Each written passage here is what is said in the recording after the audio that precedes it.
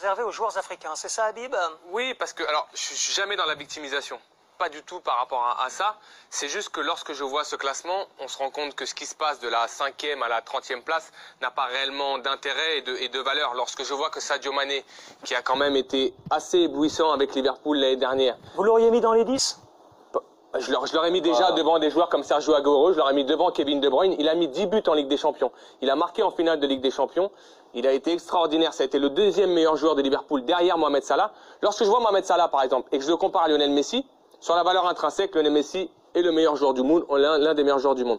Mais quand je vois que Mohamed Salah a mis 32 buts l'année dernière en Première Ligue, meilleur buteur de Première Ligue, qu'il met 10 buts en Ligue des Champions et qu'il est exceptionnel et que je le vois à la 6e place, si je me trompe pas, je trouve que si demain il s'appelait Salahigno ou s'il s'appelait Maninho, qui vote? Voilà, non, on rappelle le barème. On rappelle le barème Habib. Il y a 480 journalistes, un par pays.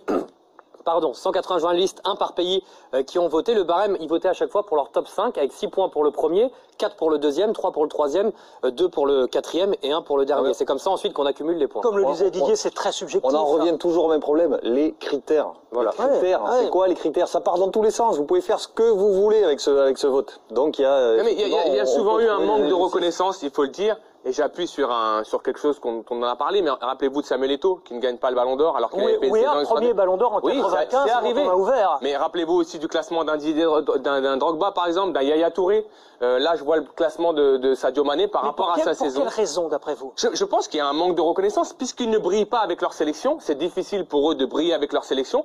Peut-être qu'il manque justement d'aura par rapport à ce niveau international. Pour le coup, Salah aurait pu espérer mieux s'il avait été en meilleure forme, je pense, parce qu'il est allé à la Coupe du Monde, j'allais dire, pas sur une jambe, mais sur un bras. Et sa sélection n'a rien fait. Donc ça doit plomber. Par exemple, Firmino est devant Sadio Mané. Firmino a mis 10 buts en Ligue des Champions, Sadio Mané a mis également 10 buts. Parce qu'il est brésilien? Posez-vous la question. C'est QFD, à un moment donné. Ils sont pénalisés par le sélection nationale. C'est QFD. Est-ce que Firmino a fait une bonne Coupe du Monde? Il n'était pas titulaire. Non. Sergio Aguero est devant Sadio Mané. Sergio Aguero était sur le banc de l'Argentine. Sergio Aguero s'est arrêté quand? En Ligue des Champions. Quel championnat il a fait l'année dernière, Sergio Aguero, avec Manchester City? Je pense que Sadio Mané fait une bien meilleure saison. Sergio Aguero est 16e, Sadio Mané est 23e. C'est juste la question que je me pose. Mais en même temps, je ne me fais pas d'illusions. Je pense qu'à partir de la 5e ou la 6e place... Ça se joue surtout à chaque fois à 2-3 points. Ce classement du Ballon d'Or ne veut plus rien dire. Voilà, c'est ce que je pense.